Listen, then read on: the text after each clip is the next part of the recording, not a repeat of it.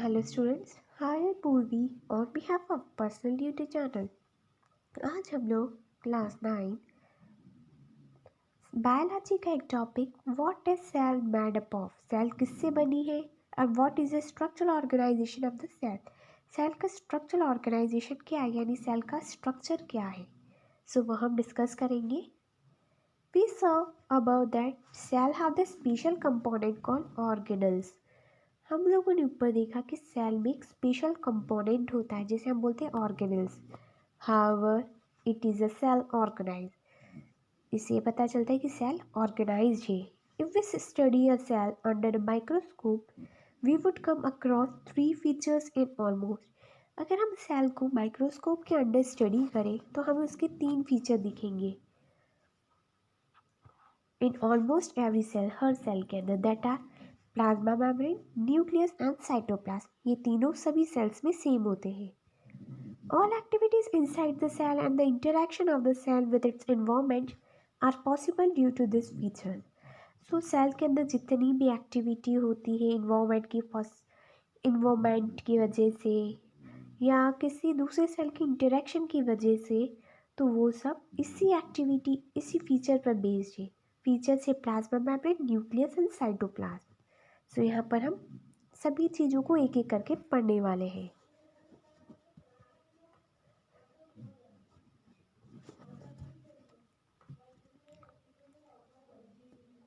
Hello students, hi पूर्वी on behalf of personal tutor channel. आज हम लोग क्लास 9 साइंस का एक टॉपिक प्लाज्मा मेम्ब्रेन और सेल मेम्ब्रेन पढ़ने वाले हैं।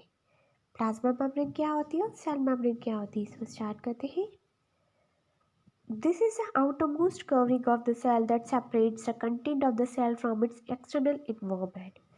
प्लाज्मा मेम्ब्रेन सेल की कवरिंग का सबसे बाहर वाली लेयर होती है, जिसकी वजह से हम सेल को सेपरेट कर सकते हैं एक्सटर्नल इन्वायरमेंट से। बाहर के इन्वायरमेंट से अगर हम सेल को सेपरेट करना चाहते हैं तो वो सेपरेट हो जाएगी प्लाज्मा मेम्ब्रेन या तो फिर सेल मेम्ब्रेन की वजह से। The plasma membrane allows or permits the entry and the exit of some material in and out of the cell. So जो प्लाज्मा मेम्ब्रेन है वो जो भी एक्सटर्नल मटेरियल है बाहर से जो आ रहा है या अंदर से जो बाहर जा रहा है उसको अलाउ करती है। उस मटेरियल की एंट्री और एग्जिट को अलाउ करने का काम होता है प्लाज्मा मेम्ब्रेन का। It also prevents the movement of some other material. इसकी वजह से हम कुछ मटेरियल के मूवमेंट को भी प्रिवेंट कर सकते बचा सकते हैं। The cell membrane therefore is also called the selectively permeable membrane. Cell membrane को ही हम selectively permeable membrane भी बोलते हैं। How does the movement of the substances take place to the cell? So substances का मूवमेंट सेल के अंदर कैसे होता होगा? How do the substances move out of the cell? substances cell से बाहर कैसे आते हैं?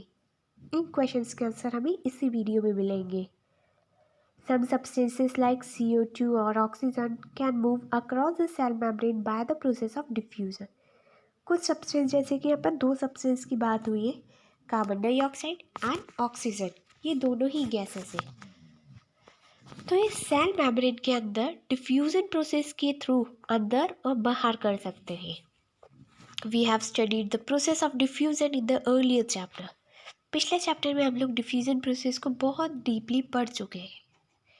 So we saw that there is a spontaneous movement of a substances from a region of high concentration to the region where the concentration is low. So ये एक spontaneous movement है किसी भी substance का from higher concentration to lower concentration. यहाँ पर जो movement होगा high से low होगा. Some similar to this happen in the cell when some substances like CO2 accumulate in the higher concentration inside the cell. In the cell's external environment, the concentration of CO2 is low as compared to inside the cell. So, cell के अगर external environment की बात करें तो वहाँ पर CO2 का जो कंसनट्रेशन होता है वो बहुत ही ज़्यादा लो होता है as compare to the inside of the cell, cell के अंदर से। As soon as there is a difference of the concentration of CO2 inside and outside the cell, CO2 moves out of the cell from the region of high concentration to the region of lower concentration outside the cell by the process of diffusion. तो जैसे कि हमने देखा कि CO2 का concentration अलग अलग होता है, सेल के अंदर डिफरेंट एंड सेल के बाहर भी अलग। इस वजह से CO2 बाहर निकल जाती है from higher concentration to lower concentration. Higher concentration से बाहर आती है लोअर कंसंट्रेशन में by the process of diffusion. Similarly oxygen का बताया है, oxygen enter the cell by the process of diffusion. When the level or the concentration of oxygen inside the cell decreases, thus diffusion plays an important role in the gaseous exchange between the cell as well as the cell as and the external environment. So हमने देखा कि CO2 हमारी sales के अंदर जाता है by the process of diffusion. So जब इसका जो concentration है, concentration of oxygen inside the cell decrease हो जाता है, यानी कम हो जाता है। सो डिफ्यूज़न एक इम्पॉर्टेंट रोल प्ले करता है गैसियस एक्सचेंज पे, क्योंकि ऑक्सीजन और कार्बन डाइऑक्साइड ये दोनों गैसियस है और इनके एक्सचेंज में कौन काम कर रहा है, diffusion process. So water also obeys the laws of diffusion, पानी भी लॉ ऑफ डिफ्यूज़न को ही फॉलो करता है। So the movement of water molecule through such the semi-permeable membrane is called osmosis. So water का जो movement है वो होता है osmosis की वजह से। The movement of water across the plasma membrane is also affected by the amount of substances dissolved in water. So पानी का जो मूवमेंट है किसी भी प्लाज्मा मेम्ब्रेन के पास में वो अफेक्ट करता है सब्सटेंस को, कि कितना सब्सटेंस हमने उस पानी में डिसॉल्व कर रखा है। Thus, osmosis is a passage of water from a region of high water concentration through a selectively permeable membrane to a region of lower water concentration till the equilibrium is reached. So, osmosis एक passage of water का जिसमें कि movement होता है higher water concentration से lower water concentration में through selectively permeable membrane यानी plasma membrane की हेल्प से। What will happen if we put an animal cell or a plant cell into a solution of sugar or salted water? क्या होगा हम अगर animal cell या plant cell को sugar या सॉल्ट सॉल्यूशन में डाल दें? तो यहाँ पे आपको रीजंस बता रखे हैं।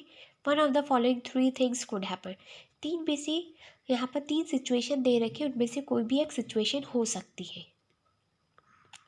तो यहाँ पर हाइपोटोनिक सॉल्यूशन बन सकता है, आइसोटोनिक सॉल्यूशन बन सकता है और हाइपरटोनिक सॉल्यूशन बन सकता है। तो ये आपको रीड करना है। अगर आपको नहीं याद आएगा देन आप मुझे कमेंट सेक्शन में कमेंट करके बताइएगा, मैं आपको नेक्स्ट वीडियो में ये प्रोसेस समझा दूँगी।